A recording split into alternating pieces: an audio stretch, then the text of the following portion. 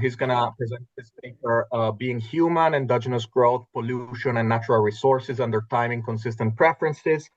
Presentation is about 60 minutes.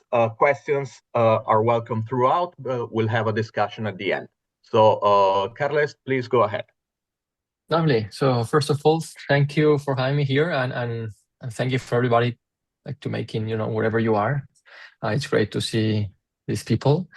So today I'm going to be talking about an endogenous growth model, and then I'll tell you later why it's called Being Human. Okay. So before I just go into all the presentation, if somebody has only like a 5-minute span of attention, so here is what I do in a nutshell. Okay, in this slide.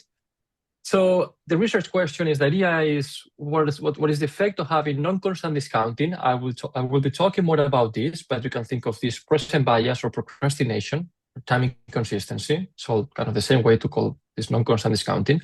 Having natural resources and pollution emissions. What is the effect of all of that on economic growth? What's going to happen to the creation of ideas in this economy, destruction of the resource, and the dynamics of pollution? So the conclusion is so normally one will think that present bias or timing consistency leads to really bad outcomes. I'm going to say this, that really depends on an edge case. So an economy where agents have present bias preferences can experience higher growth rates, allocate more people to research and enjoy faster innovation, and have more natural resources available. Okay. They will have higher emissions.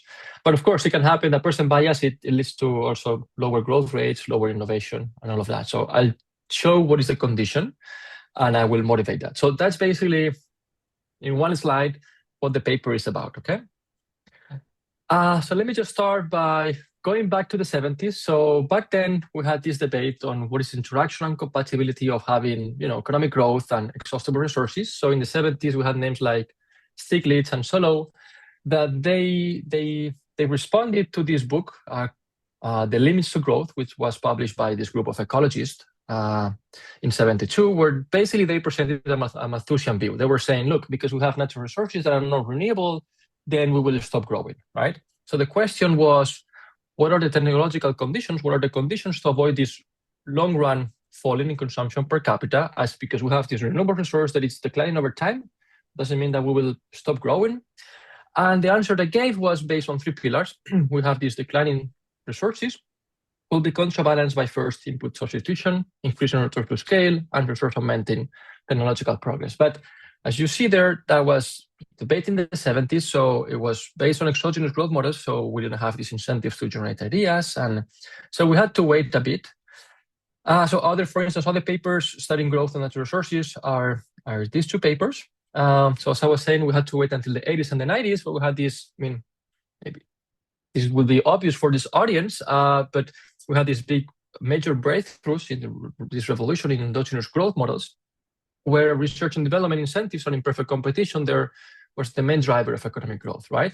So for the production side, I'm going to follow the Romer expanding variety model, so not the Schumpeterian quality improving approach. So here I have the expanding variety process and exhaustible resources. Okay, this will be close to Schultz and Siemens in 1999. But what happens normally is, like in all these type of models, either exogenous, endogenous, natural resources, without natural resources, normally it's assumed that agents are time consistent. And this was popularized in the 30s by a very nice short note by Paul Samuelson, where he said, look, we're going to assume this exponential discount function. This is what everybody studies in Macro 101. This rho hat is, let's say, 2%, 3%. So here, T is when you take the decision, think of now in December, I'm going to say that in January, S is generally when the decision is going to happen. In January, I'll go less to restaurants and save more, put more in my savings account, okay? So if you have an exponential discount function, if you say in December, you will go less to restaurants in January, you will do that. Or what happens every year that you say in December, in January, I'll go to the gym, January arrives, and then you procrastinate. If you're an exponential discounter like this, in January, you will go to the gym if you said so, okay? But we know that this is not normally how humans behave. So, and here I'm going to talk about this timing consistency progress or present bias. So the fact this will be captured by having variable rates that change over time. Okay, so think of if I give you the option between 100 euros today and 101 euros tomorrow versus 100 euros in 1 year and 101 euros in 1 year and 1 day. So in the future, you say, sure, I'm happy to wait and get the 101 euro. So you wait this extra day. But if I give you the same decision between today, 100 euros, and tomorrow, 101 euros, normally people choose today. Okay. So you see that depending on the position, I change my plan. Okay. So the idea is like decision makers are more impatient in the short term than in the long term. Okay. And this is going to be captured by having the payers in the near future discounted at higher instantaneous rates. Okay. So I'm going to be working with a general discount function. So theta is a discount function. Unless this function rho is constant, let's say 2%, 3%, okay, then we have time consistency.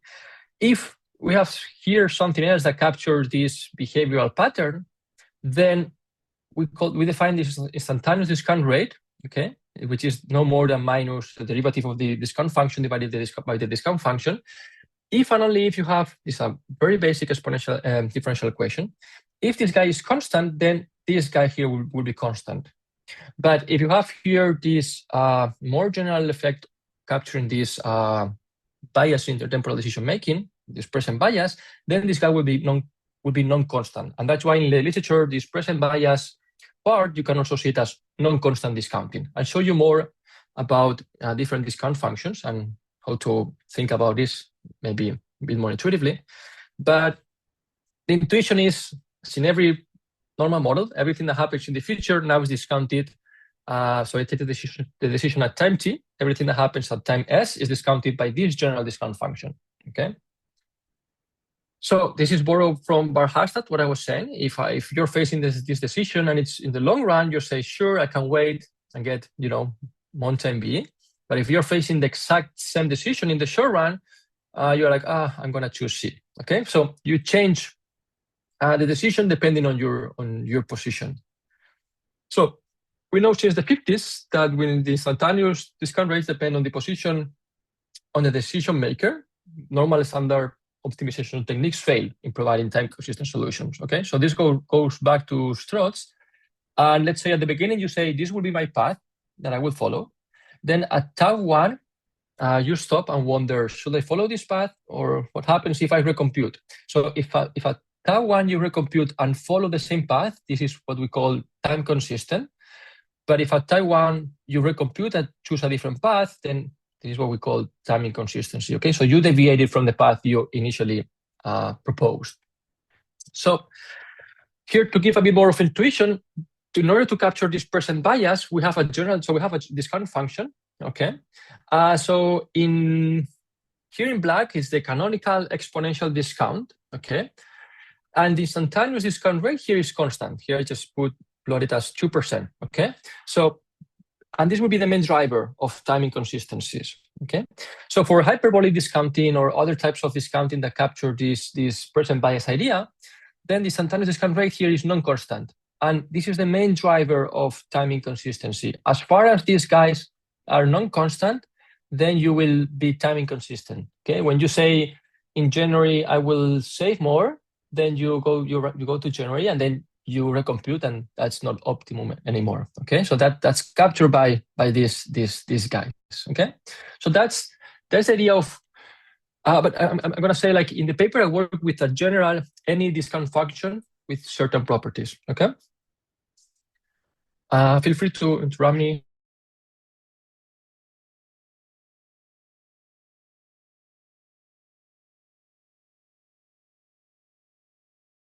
Both models with non-constant discounting. So it goes back to Barrow, 1999, where he had this classical growth and sophisticated agents. So those are the guys who have this present bias, but they play a game against themselves, infinitely many players there. We have, for instance, papers with AK models, so no research in the sector there, and naive and sophisticated. We have, for instance, also models with natural resources and growth. So, for instance, the papers I talk about with exogenous growth and natural resources. There's this large literature on timing consistency or present bias, right? Like capturing how humans have these tendencies to procrastinate. So the idea there is I'm going to combine these naive agents, and I call it humans because that's actually what Richard Thaler calls these people, humans, and that's why the paper is called Being Human, where we have this endogenous growth, so we can see what happens to the creation of ideas in a general equilibrium effect, what happens to natural resources and pollution. So I want to clarify that timing consistency, it will be encapsulated into the household part of the economy. I'll show you a diagram, but that's basically, again, if somebody's lost, back to what I do. I have endogenous growth models, okay, the Romer type. I have present bias, what Thaler calls humans. I have natural resources and pollution, and I see what happens in an economy, what happens to the growth rate, the destruction of resources, the creation of ideas, and pollution. So let me just show you the diagram of the economy. So I have here households who are timing consistent, okay? And I have the production sector. So in order to produce an airplane, you need a bunch of intermediate inputs, right? So you need wheels, you need windows, you need cables, a bunch of those. You will also need labor. You will also get resources, okay? There will be a guy here extracting the resource and supplying it to this final sector. We have the research and development sector. Then we will produce something in this economy that's what households will consume. We have other sort of income, and we'll have pollution. Okay, so in this first project that I have is basically extracting resources. When you extract oil, you generate pollution along the way. And when you produce the final output, you also generate pollution. I'll show you more the math later. But also the idea here is like if you have a polluted city or polluted country, then households are worse off, okay? If the next year the air is very clean, then you are not, so you are happier, okay? That would be the idea. But this is kind of pedagogically how the economy looks like. So timing consistency is here, okay? You could think, why not timing consistency everywhere? It's like, I wanted to just see little by little what happens. So it will be harder to disentangle where present bias effects are coming from. So only households are going to be timing consistent. So this is basically the whole idea of the paper. So let me just jump to the production sector. First, I'll talk about this guy extracting the resource. We have this monopolist who has access to oil, gas, whatever non-renewable resource you may have in mind. So this is the canonical cake-eating problem, okay, in optimal control theory. So R is the extraction of the resource. Let's say we extract, I don't know, 3 units, 4 units, 10 units, whatever that is. And S is the stock of the resource. So we have here these non-renewable dynamics for this stock, okay? R will be the interest rate. And this is known for, I would say, like 90 years. It goes back to Hotelling, and it is the famous Hotelling rule, okay? So the growth rate of the price equals to the interest rate. So no new innovations here. This is like the very standard Hotelling rule, okay? So these guys are the ones extracting the resource and will supply it to the final sectors, okay? So even if they are not monopolies, they cannot just charge crazy prices. They will face a demand. And here we have these final sectors. So the guys from the final sectors, they will hire labor. Of course, they have to pay workers. They will buy resources. Of course, they have to pay these guys. And they will have a bunch of intermediate inputs, right? So from N will be the stock of ideas or the stock of inputs. And of course, they have to pay this input. So X will be the quantity of, think of the production is the final plane. So X could be 4 windows, okay? And then the price of windows. Then we have, I don't know, 40 screwdrivers and the price of screwdrivers. But this is the guys from the final sector. Then we have the representative firm of the intermediate goods sector. And here we're going to assume that once you discover this new thing, you have this perpetual blueprint, okay? In contrast to the Schumpeterian models where you have like potential newcomers, okay? Here's the canonical Romer type. And so you're going to charge a bit more than your marginal cost. So you have this monopoly, like this market power there. So these guys are going to charge the markup over the marginal cost, okay? This is very standard in endogenous growth model. Then we go to the representative firm of the research. Sorry, yes. Carl. Yes. Can I ask you a question? Yes. You don't have a constraint, a dynamic constraint in the maximization problem of the firm, right? For the final sector? For the previous slide. Okay, yes, the production sector here. Yeah, I mean, Okay, even if you do have this is a static problem, actually. If you go to Sally Martin's book, she says like even if you have a dynamic, it's like they choose every time. So at the end of the day, it looks as if you choose it every time. Yeah.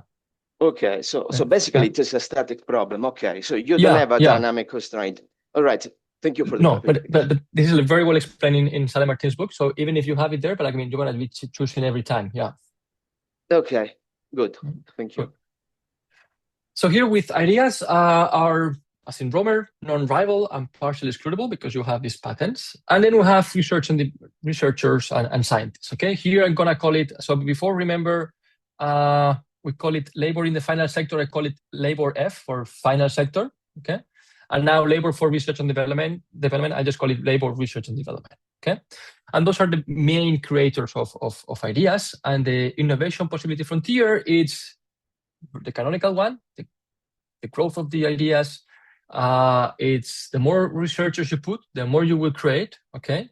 And it has this spillover effect. So the greater the stock of ideas and the more ideas will be created, okay? So this is the canonical standing on the shoulders of giants. Here, I'm not gonna go into the debate like Chad Jones in 95 had like the ideas are getting harder to find, or this AR paper that he published in 2020. So here, I'm not gonna go into that debate. I'm just gonna don't innovate in the production sector here because I want to see what is the effect of time inconsistency and present bias in the whole economy. So at the end of the day, we have the market clear condition where you have a mass of one, like the population is, I just normalize it to one. So let's say you have 80% working in the final sector and 20% in research and development, whatever that is, okay? So here pollution, as I showed you in the diagram, is going to be generated by destruction of the non-renewable resources. Think of when you extract oil, you generate pollution. And also the more you produce in the final sector, the more you pollute. So here, I know that if you don't like the fact that when you extract oil, you generate pollution, we can shut this down, making mu1 equal to 0. Because at the end of the day, of course, R will be included in the final sector, okay? So I can show you later the dynamics of pollution, but we can just shut down one of these parameters. But the idea here is that because of the Hotelling rule, the extraction is going to go down. So this part is going to go down, meaning like it's pushing pollution to go down. But on the other hand, I have here final output, which is going to go up. So here I have I wanted to capture this tension. In another paper, I have a work in progress now where I fully integrate a climate change model. But this one, it's only like about like trying to make it as simple as possible. Okay, now for the households, this is where the interesting part, I believe it is. So households have this constant relative risk aversion instantaneous utility function. So I decided to write it as consumption to the power of 1 minus sigma, because sigma is already there, the constant elasticity of intertemporal substitution, in contrast to for instance, the Barber-Sally-Martin book where you have 1 minus the parameter, okay? So the idea here is that for sigma lower than 1, and this will be the canonical estimations in macro, we have a lower desire, a strong desire to smooth consumption, okay? And for sigma greater than 1, we have a weaker desire to smooth consumption. And here pollution, as I was saying before, you can think of if in 1 year it's a flow, it's not a stock, okay? So in another project, I try to go into a climate change modeling. Here is just like if that year, think of your country is very, very polluted and the quality of the air is really bad, then you are not that happy. If you have a lot of pollution that year, then you are less happy, okay? So what happens here, I wanna point out that, so here it's gonna be like talking about God to Catholics. So for some macro people, you always have sigma lower than 1, okay? But I want to point out that there is a debate on the elasticity of intertemporal substitution. There's a lack of consensus and there's a clear, like mixed evidence, okay? So the traditional view in macro models is that this sigma is lower than 1, okay? And this goes back to the 80s by Hall, and it's supported by microeconometric work, okay, on average households.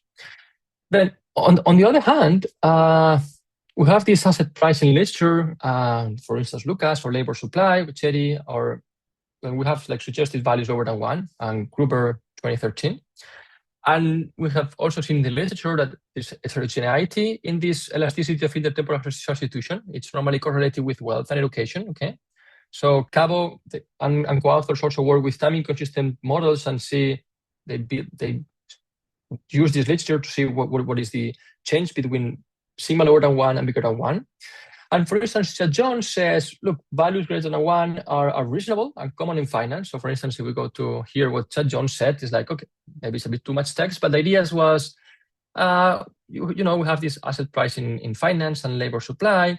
And for values, 1 divided by sigma greater than 1 is reasonable. So sigma lower than 1. So, and values above 1.1 are quite common, okay? So he said like, evidence on the elasticity of intertemporal substitution, sigma in our notation is more mixed. Okay, so he has few papers talking about what happens if sigma is below 1 or above 1.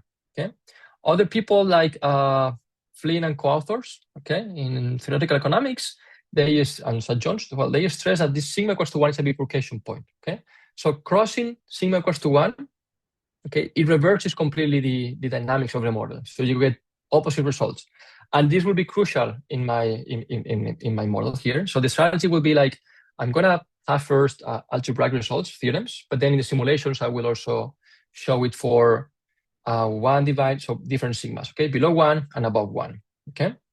So this is to show that there has been a debate on sigma greater or lower than 1, and I show you also like for sigma equal to 1, for log utilities, it's an interesting, it's a very boring case, I'll show you later, but this is what households do.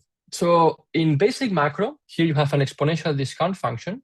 Okay, you have the utility. Sorry, here there's a typo. You'll have put pollution there, but anyhow. So here we have the dynamics of assets. This household have wages, other income from the resource sector, and they have to decide how much to consume. So this is an optimal control problem that we just solve. And here, this is the innovation. So T is when I take the decision. December, I said that in January S, I will save more, okay? And during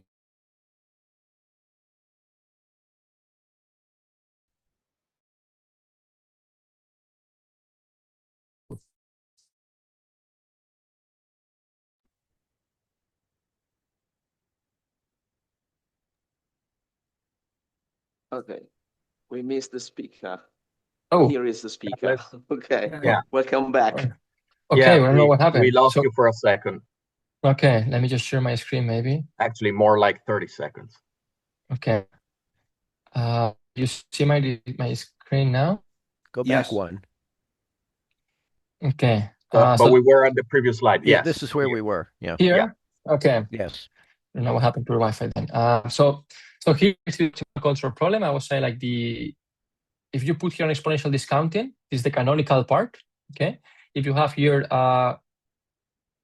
discount function that captures dispersion bias or human behavior, where T is when you take a decision and S is when it's going to happen. So T is December, you say I will save more in January S, then we have a more general result. Okay. So here we have this modified Ramsey rule, and this is now it's going to be a big guy, but if you just remember from your basic macro, this in exponential discounting, this is like a row, like a constant there, right? Like 2%, 3%, whatever.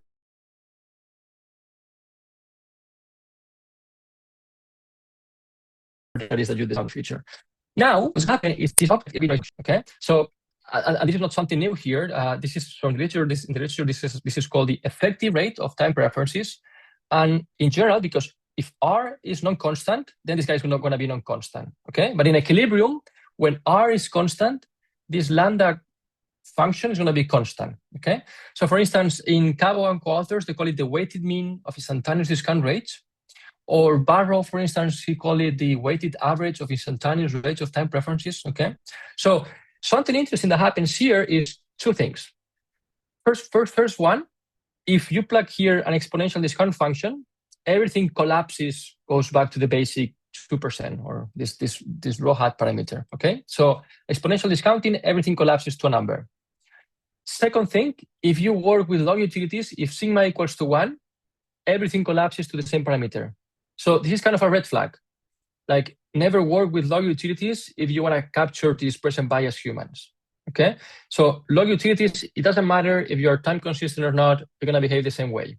Okay, so this is now this new big guy, and I would quibble with the last statement, because this is where things can get tricky. As long as we are dealing with an infinite-lived representative agent, that's fine. But if I play with Yari Blanchard, I promise you, even with log utility, I can get interesting stuff. Fair enough. The question is whether we are talking about an individual or an individual that represents the aggregate. Exactly. We can't get away from when we do this. We can't get away from these issues. Exactly. Yeah. So here, exactly. Good point, Pietro. Thank you. So what happens now here is that with log utilities, or this infinite lived agent, log utilities, it collapses to this 2%. Okay, so it's quite boring. So nothing happens if you're time consistent or not. You're going to behave the same way. Normally, people think that, when you think about present bias, you think about like it's going to be bad for everything, right? Like, so this is kind of the idea. So if you have a higher desire to smooth consumption, so we are in this area, so sigma lower than 1, this instantaneous discount rate is going to be higher. So you're going to behave as if you are less patient. Okay, so this is also like Chad Jones has been playing with that. So for sigma greater than 1, so this is the canonical macro calibration. Okay, now I'm just saying, like, look, if we believe this literature that there is this mixed evidence and there is a debate, so for agents with a lower desire to smooth consumption, okay, if sigma is higher than 1, interestingly, what's going to happen here, that agents are going to behave as if they are more patient. Okay, so this is a bit more tricky, this part, because you need certain conditions integrals to convert and everything. But so now we get this. It depends. So given sigma, present bias here behave as more impatient, and here present bias people behave as if they are more patient. Okay, so I'm going to average this result and see what's going to happen to the economy. Okay, so that's from. I have another comment, because again, it's easy to get caught into the terminology. I think that the terminology you're using, that people think that present bias makes things worse.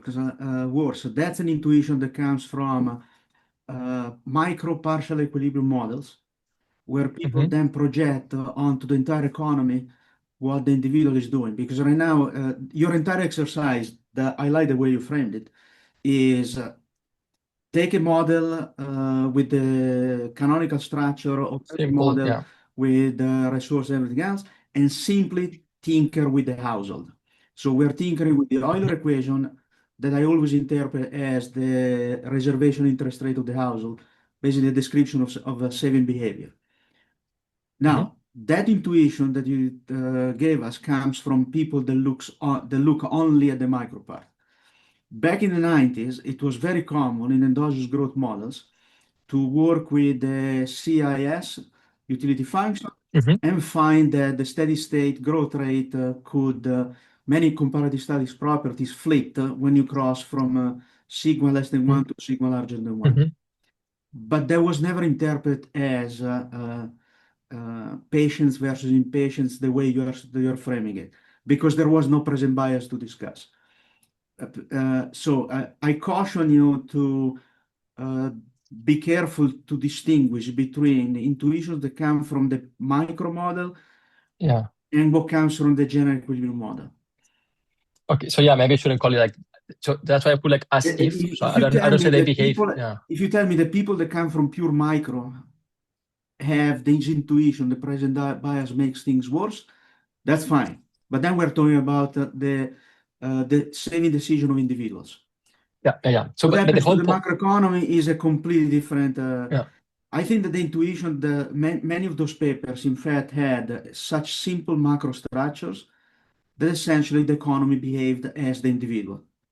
So here, so far, I'm just talking about the household side, and then I'll see what happens to the whole equilibrium. So here's just basically the optimal control. Like, suppose there is no macro part; it's only this guy deciding because you have a very interesting production side, and so the economy is not going to behave according to the decisions of the individual saver. There is more.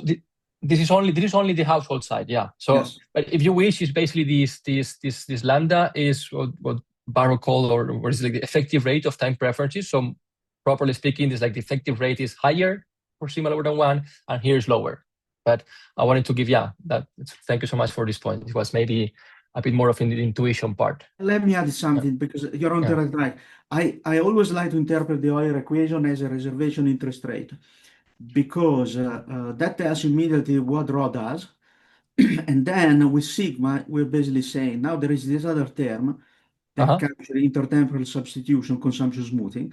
And what you're saying is that in these models, that part is, in fact, you cannot separate rho from sigma. Exactly. And you have a much more complicated thing. Yeah. Which agents are responding to the unevenness of the consumption part, because it's a determinant, but I'm not going to talk about risk. And that's the and now you're basically saying what happens to this economy when the individual demands compensation for postponing consumption according to this structure rather than the canonical one.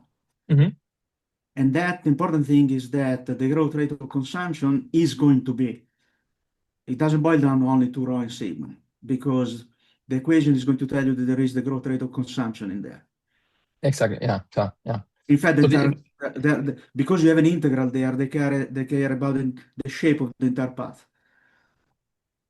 But I want to mention, so I should be clear here. So if you go to the original paper by Barrow, there he's focused on the sophisticated case. So here I should mention I focus on the naive guy. And when I say maybe I should. So what the literature has done in this part is, so what they do is, in order to compare apples with apples, okay, so you cannot just like invent random parameters. So what these guys have done is, in order to compare the exponential discounting, which is the guy who I call it time consistent, with non-constant discounting, which is what leads to time inconsistency, they impose this constraint, okay, like Cabo and Strulik.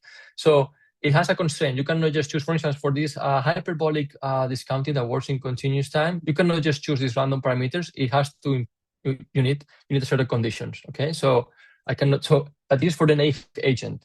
It's true, like for the purely sophisticated, what happens is, I don't have it here, but you have a fixed point, and then this lambda is a function of lambda itself, and you need to go into a fixed point, okay? So here I'm just talking about the naive guy who's not aware of the fact that he will procrastinate, right? That will move. But thank you so much for this point. It's really, really useful.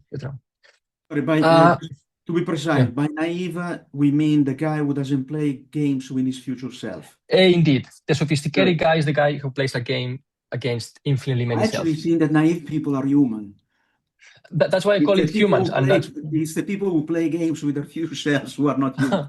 But that's me.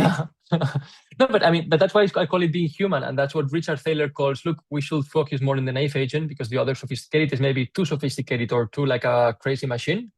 And there is more like, but I understand maybe the true solution in life is something between, it's a linear combination of sophisticated and naive, but this is one case. But this is the guy who's not aware of the fact that in the future I'm going generally and I will recompute and I will deviate, but this is the idea. So I will leverage this result, and then I'll go to the general equilibrium effect and see what happens. So now that you see that, it looks as if, I'm going to say, it looks like if you're moving this parameter up or down, now it's a whole function, okay, that you cannot just separate from sigma. Okay, so the idea here is that this elasticity of intertemporal substitution now is going to determine how households react to the interest rate wedge. Maybe that's what what you were saying, yeah. So maybe the intuition is like for sigma lower than 1, we have this smoothing motive, okay? You have a higher desire to smooth consumption, so the income effect dominates. Agents have a strong preferences for a flatter consumption, okay? So this present bias makes them favor this intermediate consumption. But on the other hand, for sigma greater than 1, the substitution effect dominates, okay? And agents are willing to delay consumption more. So you don't really, it doesn't hurt you that much if the difference in consumption in the future, it's that big, and if sigma lower than 1, then it really will affect you more. Okay, so we have these two different parts. So now I just go and see the general equilibrium effect, what happens when we put households and these producers, what happens in the whole economy. So here I just show you this result where you see that everything is affected by this object lambda. Lambda, remember, is this big object, obviously. So and the cool thing is a generalization. So if you work with exponential discounting, this will be raw. This will be raw, 2%, 2%. Okay, so labor in the final sector is affected by this present bias. Obviously, labor in research and development will be affected by this present bias. The growth rate of the extraction of a resource, let's say we're going to extract the resource at 2% every year, okay, or 3%, affected by labor, and also AKA, well, this is also affected by this present bias lambda component. The creation of ideas, it's also affected. So the growth rate of the economy is also affected by this present bias. So I think it's a easy way, it's an easy way to incorporate present bias, and you can see it, that it's affecting the whole economy. Okay, so if you work with log utilities, it collapses to this 2% or 3%. If you work with exponential discounting, it collapses. But now this guy, it's a bit more general. Okay, so then the theorem goes. So I have in the paper, I have the theorem, and then I'll show you the simulations. But here, what happens when we want to compare two economies? Okay, one economy where everything is the same, but except that the households are time consistent, versus an economy with time inconsistency there. Okay, so and this is what I said at the beginning. The first slide, the slide that was in a nutshell. If and only if sigma is greater than 1, the economy with time inconsistent agents are going to have higher growth rates. They're going to innovate more. They will put more research and development workers into research. They will create more ideas. Then they will extract the resource less aggressively. Then they will have more resources. But then the cost is like they will have more pollution. Okay. On the contrary, this is like the thing that everybody will expect, or at least what I was expecting when I was working at the beginning with present bias. So when sigma is lower than 1, for sure, the economy with time inconsistency agents is going to have lower growth rate. Then the theory tells me like the theoretical effects on labor, research and development, destruction of the resource, pollution is ambiguous. But then when I go to the quantitative exercise, then I see that we have lower innovation, faster depletion, and lower growth rate of pollution. Okay, and again, for log agents or exponential agents, nothing happens. This economy are equivalent. We have this. I don't want to go into so they behave the same way. Okay, so this is the intuition. I'll show you later some simulations and some plots that it's more intuitive to see. But this is what happens. So if agents have a strong desire to smooth consumption, we have, I don't want to call bad outcomes, but we have lower growth rates, less innovations, but then we have less pollution. Okay. On the other hand, it could happen theoretically, like this economy it's experiencing higher growth rates, creates more ideas, and conserves the resource more. Okay. So this is what I was saying, like with this debate of Chad Jones, that below 1, you have the opposite results. Okay, so this is the same in a table. So for maybe I should change that, Pietro. You're right. So I call it the patient. But tell me. Let me interject a second. I think that you would be to explain. Go back to the previous slide. Yeah. Okay. Is this the same, but with the table? Yeah. Yeah. I think that if you do what Barro and Saleh Martin do in their book, that represent the economy in the space of rate of return and growth rate. And then they write the rate of return delivered by the production sector. And that typically is decreasing in the growth rate in the models that you're using. And then they plot the Euler equation the way I like to teach it, reservation interest rate. I think that will clarify a lot better the effect that you have. Because I think that when you isolate rho on the left-hand side, excuse me, not rho, R on the left-hand side, then you are going to see exactly what sigma is doing to the relationship between reservation interest rate of the household and growth rate of the economy. So you would like to see plotted what exactly? Sorry, again? The rate of return of the household. Yeah. That in the typical case is rho plus sigma growth rate of consumption. Here you have a right-hand side that is much sophisticated. But that's the point, because you're touching nothing on the production side. So your cases are going to be, your comparative statistics is going to be a single line representing the rate of return delivered by the industrial part of the economy. That is going to be a downward sloping line between R and the growth rate. And then you're going to have three lines representing your three cases. Yeah. And the difference between the lines is, I suspect it will boil down to a slope, mostly difference coming from this new term that you're introducing with this impatient patience or present bias. And that I think would make easier to understand your comparative statics results.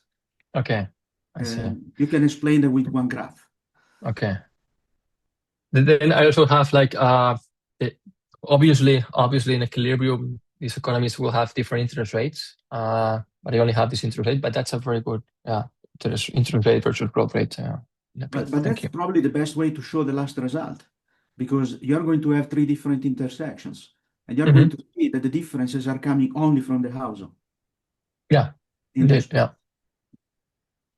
So this is basically the same slide, but with a table, and then so it's more with arrows, and you can see if each grain goes up, or so we consider a good thing. So for this sigma greater than 1, again, higher growth rates, more researchers, slower depletion. So this would be like it's less negative. So instead of extracting at 2%, we set it at 1.5. More ideas creation, more pollution. Then for the sigma lower than 1, that's what I was saying. Theoretically, like for sure the growth rate goes down. Okay, C1 is a constant. It's in the page. So it's a constant here. Okay, but so the growth rate is going down. Theoretically speaking, how many researchers will have the extraction of the resource, the creation of ideas, it's ambiguous. But then when I go to these numerical results, then I see like these guys, we have less workers in the research and development. We extract the resource more like faster. We have less ideas, but there is another sub-age case, okay? But like, so this is the theorem, but then when I go to the numerical part, then I see the other ones, okay? And again, for log agents, like, it doesn't matter if you're time consistent or not. I mean, households are time.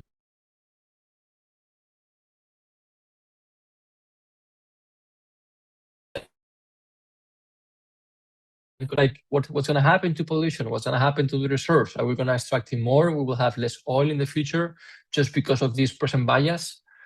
So then in the quantitative result, I will quantify this, okay? So it's also interesting that I can write down the Markovian strategy of the guy extracting the resource. So the control of the system, the extraction of these guys is going to be a function of the state, okay? So that's an optimal control. You have these Markovian strategies, and this will be a constant, okay? Let's say like now 2%. So 2% of the resource. So I can see also the effect through the general equilibrium. I can see the effect of the guy extracting the resource, okay? And you can see, okay, this guy is extracting a constant proportion of the resources left, okay? So here, just to show you the extraction rate, okay? So the extraction here, let's go step by step. With log utilities, they extract the same. So at the beginning, they extract, I don't know, 0.2, 2%, and so that's the extraction. So 2 units, and then go down over time. So log utilities, this economy is going to extract the resource the same way. Okay, oil is going to be extracted the same way. Now, for the canonical macro case where sigma lower than 1, time inconsistent. You don't really see this properly. I'm sorry about that. But like blue and red is the time inconsistent guys. Black is always going to be the time consistent guy. Time inconsistent agents are going to extract more, so they're going to start extracting more resource in the short run and less in the long run. For sigma greater than 1, now time inconsistent agents are going to start extracting less resource. Okay, and in the long run, they will extract a bit more. But what happens when I plot this and when we translate that to what happens to the dynamics of the resource? Look, this is the stock. How much resources we have left? How much oil we have left? For log utility guys, never mind. Like nothing happens if you're time consistent or not. For sigma lower than 1, for agents with a higher desired smooth consumption, with time inconsistent agents, you have less resources available at any time. You have less resources, so because they have extracted more up to that point. But what happens is with sigma lower than 1, interestingly, here we have that the economy conservates the resources a bit more. Like it doesn't extract the resource that aggressively. Okay, so again, you can see kind of this a mirror case. So here there's the same. Here, time-inconsistent agents have more resources. Here, time-inconsistent agents have less resources. And this, again, the story of like being above or below 1 flips completely the whole story. So it's not only about consumption, but it's a general equilibrium effect, okay? Then the extraction rate of the resource, so for log agents, it's gonna be this 2%, okay? So everything collapses. So how is gonna be the economy extracting the resource? Is gonna be minus, so the extraction rate is going to be minus 2%. Okay, so every year we're going to extract at 2%, and these parameters collapse. What happens if we have a more general sigma different than 1? So we have this extraction rate, and now it's a bit different. Okay, so let me just show you for the sake of intuitive, like getting the results intuitively. For the log agents, this lambda function that I showed you that was in blue before, this lambda guy, is the same. So you're going to always discount the 2%. For sigma lower than 1, here you have a higher kind of effective discount rate. Okay, the effective rate is higher. But for sigma higher than 1, you have a lower effective discount rate. So that's kind of the same idea with the plot I showed you at the beginning. But I can also write down the extraction of the resource. So how is the oil or the non-renewable stock evolving over time? Okay? Cool. So then I just go into the calibration. I just take parameters from the literature. I just said these such that we have a 1.8 growth rate in the economy. And I'm going to play with different intertemporal elasticity of substitution. So the log case, the below 1 case, and the above 1 case. Okay. So let me just show you here. This is from same as the theorem, but now quantitatively, what happens with the log case. So I just say, okay, the growth rate with log utilities, I just put it as a benchmark. Okay, and so if you go to Judd Jones' papers, it's like, okay, for between 1 or 2%, but like we say here, 1.8% growth rate. Okay, what happens for sigma lower than 1? So time inconsistent agents, the exponential guy is going to grow at 1.3, but time inconsistent agents are going to have lower growth rates. Okay, so here you can see by how much. On the contrary, when sigma is greater than 1, exponential discount agents will grow at almost 2%. But now these two guys, time inconsistent agents, will have a higher growth rate. Okay, well, we saw in the theorem, but now here we can see by how much. Then labor force in the final sector, here time inconsistents put more, meaning they have less workers in the research and development sector. And now here with sigma greater than 1, time inconsistent economy, the time inconsistent economy allocates less workers to the final sector, aka more workers in the research and development sector, right? Then, for instance, for the creation of ideas, with the benchmark case is 1.93. For sigma lower than 1, the creation of ideas is lower for time inconsistent agents.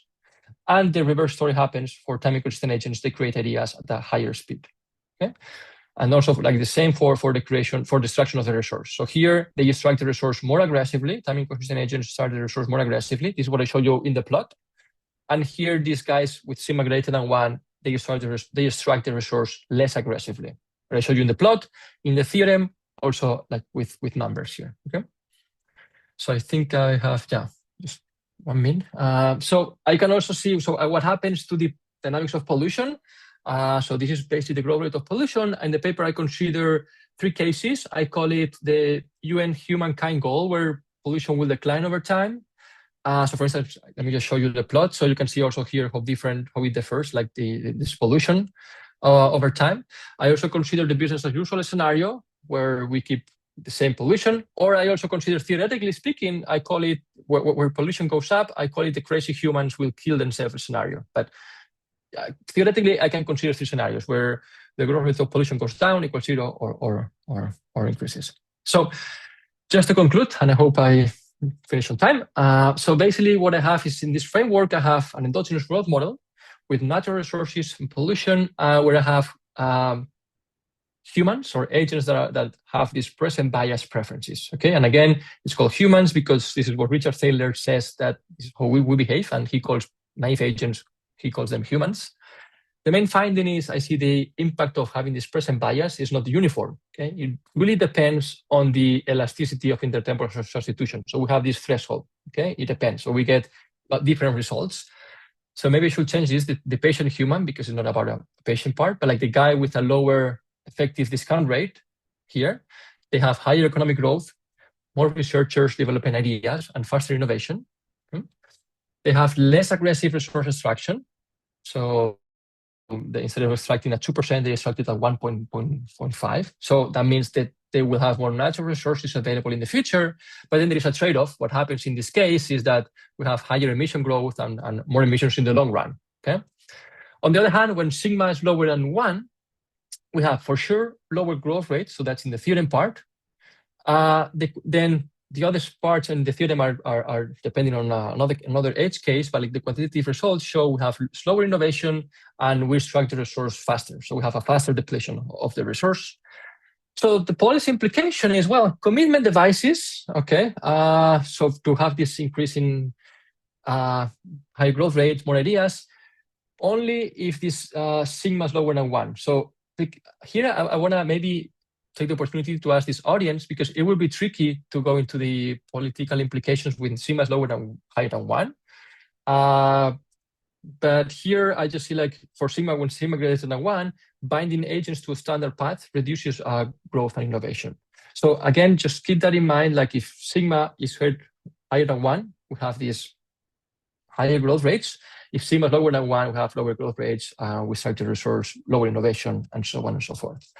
So with that, thank you. We have different extensions. Like for instance, now I'm working on a paper with climate change, and now temperature is a stock, and that affects the final producer. So going back to, I think it was Carmelo, asking the dynamics of, so here we have temperature put in there, the pure sophisticated agent. I'm also working on this part in there. What about non-constant discounting or present bias in other sectors? But here I just want to focus what is the effect of present bias in the household, because then it will be hard to disentangle where is this which one is dominating what. Maybe 2 agents, a heterogeneous agent model, in the sense that P% are present bias and 1 minus P are not present bias, are time consistent. So there are many possible extensions for this. So with that, thank you so much. And I'm really looking forward for your comments, thoughts, questions. Thank you. I reiterate my suggestion. I think that if you plot the Euler equation interpreted in the way Xavier taught me when I was a student a million years ago, I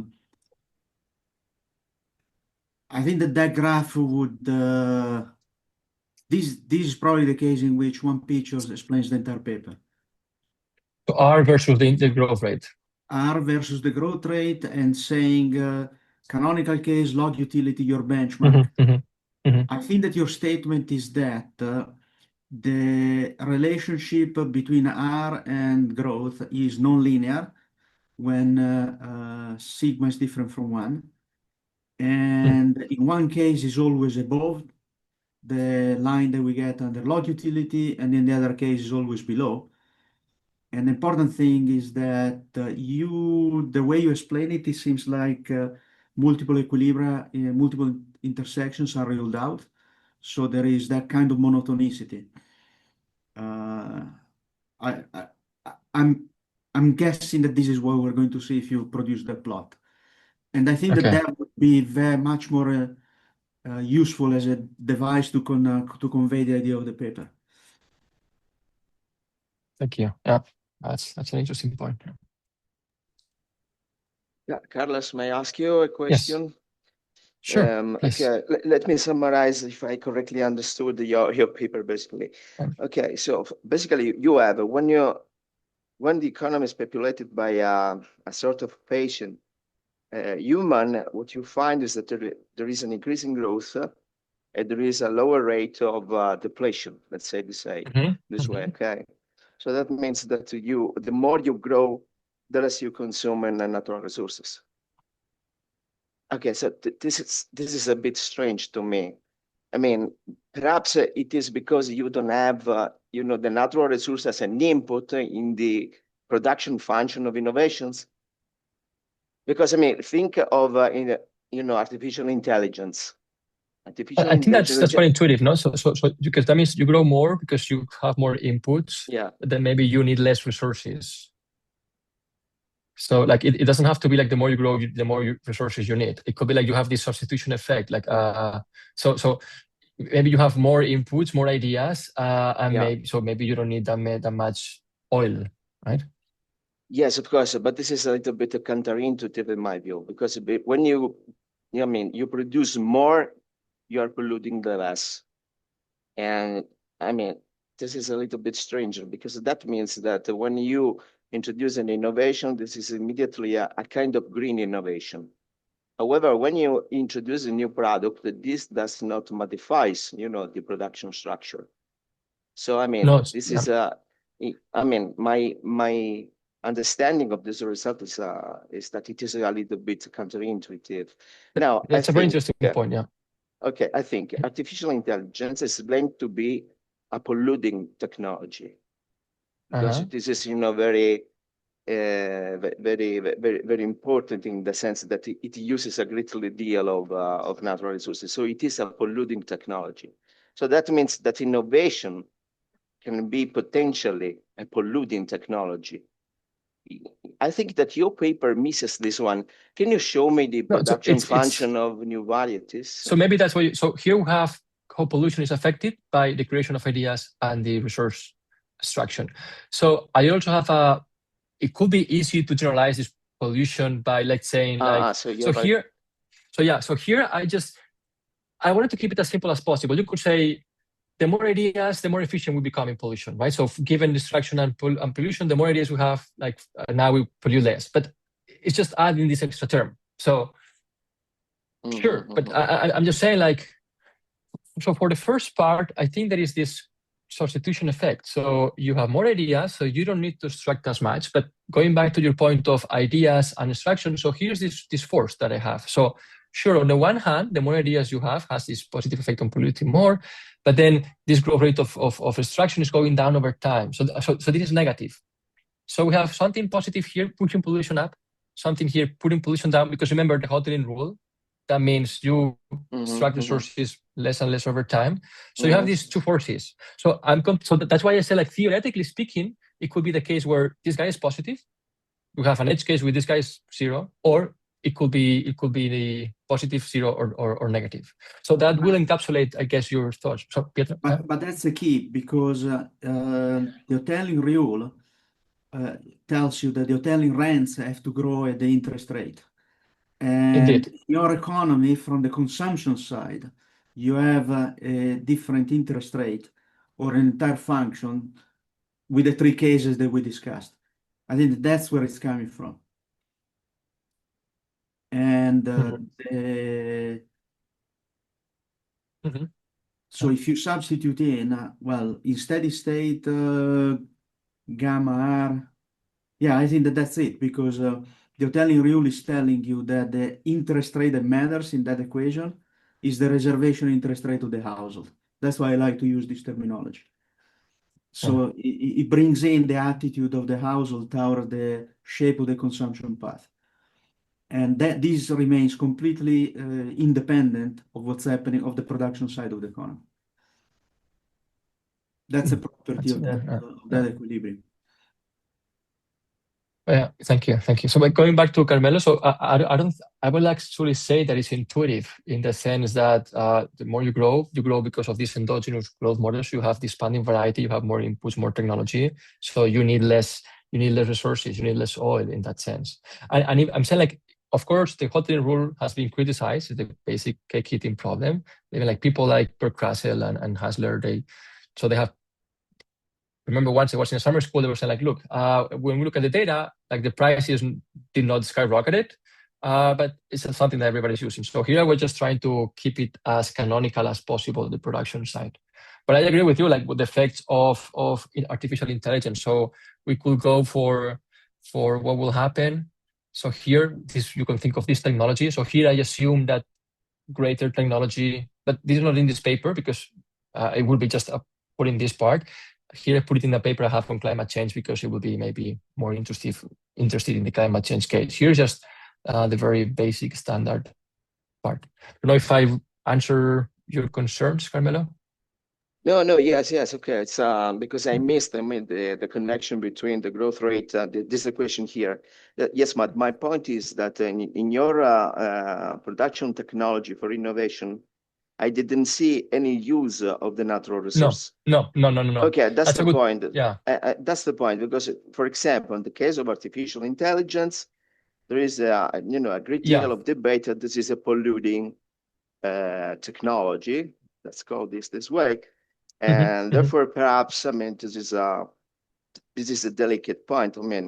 You could, for example, create an extension understanding whether changing this equation 6 may change your results or affect in some way. Even though I think that the paper that is would, that would be a very interesting, a super interesting. Yeah, that would be a super interesting idea. Because you could say like we will need more resources there, or But I feel like now the paper, like with all the appendices, is like already 80 pages long. So maybe putting like 10 pages more, it would be. But it's a very good idea. Like what will happen. So here I just decided, as I say, like keep it as simple as possible. But that's a really nice intuition. What happens when we put resources? No, I see that your point was exactly this, to construct as simple as possible model. I have another question. Basically, your pollution index is the equation 7 on the slide 15. Is basically, this is a geometric average, right? So pollution is a geometric average of production and natural resources. Okay, it struck me a little bit, because I thought that in reality it is the summation done. So if I don't work with that, I cannot work with closed form. So it's just an assumption I did. So first I try to separate it, but it's like here I can work with the maths. It's a trick. And the point I made is like if I only consider pollution coming from resources, because the Hotelling rule, this guy will go down. That would mean like pollution for sure will go down. If I only consider pollution coming from output, pollution will go up, will explode. So I was not satisfied with this. It's like, maybe it would be nice to see the trade-off. Which one dominates? Okay. No, I see. It's a technical problem. I see. And then in another work in progress I have with climate change, when I put here ideas, it's interesting where I see that pollution can go up and then down endogenously in the model, but then it's a bit more tricky. But this is like the first step in this research agenda, I will say. So, and to capture the fact that pollution can go up and down and not only one or the other. Okay, thank you, Carlos. Thank you for your comments. Time for one more question, or? Yes, please go ahead. Okay, so I don't really work much with growth models and not too much with present bias either, but so I got a bit lost with the model, but it's a pretty complicated model, and in particular you have different agents who have a different sort of subjective interest rate because the household has one and then the firms have something else. I assume it's the same one, in this economy, I think, there's one interest rate. Yeah, okay, but the interest rate which the consumer uses when they are computing their discount factor. So those are different, and then in particular this term here, this discount factor, or whatever this is. So I was surprised to see that you get a balanced growth path. It feels like magic. But presumably that's what you report. Report. Not really. So in equilibrium, R will be constant. So because R is constant, this guy is constant. So it's instead of doing like R minus rho, I minus 2. Here's like R minus 2.1 or R minus 1.9. Okay. That's intuition. That's fine. And then but I guess my main thing is like, because you're looking at naive agents, like how bad is the time inconsistency problem here? So that's why that's a cool one. So that's why I have the theorem where it's like, this is what's gonna happen. Okay, and then it's like it would be nice to have this quantitative result. And by how bad, maybe if I understand properly, is like how much do we deviate from this benchmark case? No, for instance, how bad it is. So no, I'm rather thinking like if fix the parameters and the preferences, and then then the naive agent is supposedly going to be time inconsistent in some way, or maybe not. I don't know. So if you then when you compare the naive agent to the sophisticated agent, or let me put it differently, because the sophisticated is probably difficult to solve. If you re-optimize later along this balanced growth path, do you get a different solution? So here's what I was saying before. Normally in the literature, you consider the naive agent, then the pure sophisticated, which goes back to Barrow. Here, I just decided to go with the naive and compare. That's what I was saying in this sentence. I said compare apples with apples. So you compare with the exponential guy, which is time consistent, right? And basically, what determines if you're time consistent or not is two things. If you have log utilities, doesn't matter if you have percent bias, really. If you have this percent bias discount function,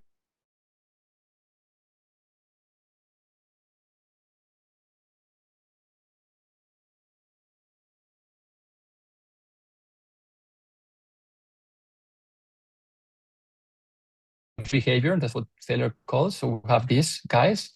These will lead to percent bias. So if you want to see like those are the properties that the discount functions have. Okay. Yeah. So it's positive, it's declining. This guy is non-constant. And so I'm in Cambridge, and I will assume that it will be good at Wi-Fi, but I'm not amazing. Sorry. Yeah. But because it's a continuous time. Nico, the idea is like you set a path, but an epsilon later you recompute and change, and an epsilon later you recompute again, and the idea will be like you have a path, and then if in the future you recompute, it's like, oh no, I see. Okay, so it's okay. Yeah, okay. Yeah. I need to, I'm sure. Perhaps I should shut up at this point. Thank you. Thank you for your comments. So I have a question. Because you're thinking about time inconsistencies, and one of the things that I think is relevant is when production causes pollution, but pollution may not have simultaneous effects on utility, right? It might have delayed effects. And so the patient or impatient agents should have a utility function that looks a bit different. I'm trying to understand whether you can tweak parameters to take into account this type of thing, or you need to modify the model. So that's why I have it separable, because if I put it here affecting, then I cannot solve it. Okay. And for instance, if you go to the paper by Acemoglu in 2012, this paper of directed technical change and climate change, they even have like this stock of pollution. It's separable in the utility for the one part. So I tried, but then it's just for convenience. Like I have it, but I agree. So and in this part is the flow. It's like how bad is the air in that given year, in that given day. But like in another project, I was like, oh, what if I include properly a climate model? So I have emissions and then how that emissions maps to temperature, and how temperature then changes and destroys output, and I see what happens. But maybe I should just shut this down, pollution. But I thought because we're extracting resource, it would be a nice idea to see that destruction of the resource generates something bad. But yeah, it is basically this separate in order to make things tractable. Yeah, I think an interesting thing that could be possibly a different paper is to think about whether they would favor different types of innovation, right? So a greener innovation, the more patient the agent is, versus something that enhances production but has detrimental effects on pollution if the agent is more impatient. I wonder if the results are modified in some interesting ways. For that, I've been interested lately in directed technical change models. So here to capture green technologies versus brown technologies. And so that would be, I agree with you. That would be a super interesting project. So if some of you want to work with this in the future, please let me know. But here, because I only have one type of technology, if you wish, maybe I could just divide the N, I don't know, 1 to N, small N1 green, but it would be complicate things. So here I just decided to put technologies as one homogeneous, so no green nor blue, no green nor brown. yeah, that's something I've been thinking about the last month, and I think the interesting framework could be like directed technical change when you have brown and green. See what is the effect. I was wondering, as a call it reduced form type of way to address this, if the gamma parameters, by changing the gamma parameters in the two economies with two different types of agents, if that is somewhat no, not the sigma. You mean the there, sigma? No, you had the gammas on the where was that? I forgot where the equation that you showed to Carmelo. Like the pollution. Yeah, the effect so of gammas are growth rates here. So maybe I should just put it G. Gammas are growth gammas rates. are growth rates. Sorry, my bad. Some other parameter. Oh, the mu, the mu's. So I wonder if by changing the mu in the two different types of economies, you're somehow taking into account something like this. Here, so that's a great point. So here I thought like maybe changing over time, but I just wanted to keep them like structural parameters, if you wish. I'm just suggesting something simpler. Just, the more patient has a different mu than the more impatient economy. For when you calibrate the model, you could have that type of thing that, that additional target for calibration, such that you take into account differential effect of pollution on utility or a differential effect of production on I mean, I understand it's not. Yeah, so it will be having type of kind of production function for pollution. Yeah, but then it will be tough to see where it's coming from, right? Because of all this present bias could come from here, could come from the other side, and there will be like maybe too many things going on. But yeah, I think that's a good idea maybe for another project. And, I'm not sure I understood the point though, because it looks like we're mixing properties of technologies with properties of preferences. Yeah, so that's true. It was just a suggestion to, incorporate this idea to the best extent possible without modifying the models. So for sure, it's not going to be. I think I have an answer for that. So on the other paper with climate change, so I have here stock of ideas, and so basically, what I showed you, like time inconsistency, is going to affect this. You have different production. It's going to affect also different resources. So even without new technology, so it's going to affect everything. So pollution is already encapsulated there. So I don't think there is a need to go, as Peter was saying, like to go into the deep parameters of the production function, because it's already changing this output. It's already changing the resources. Therefore, it's already changing the pollution, both phase. So I mean, yeah, maybe this plot is clear. So you can see like different pollution and for different levels.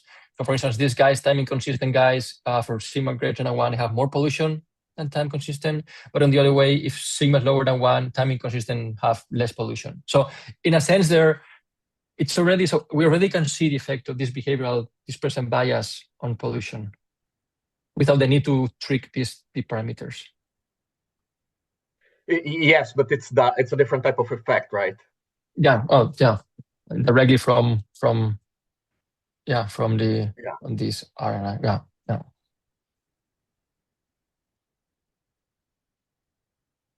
Any more questions? Well, if not, then we conclude here. Thank you, Carles, very much for your nice presentation. Very good paper. And I guess we'll meet next Friday for another seminar.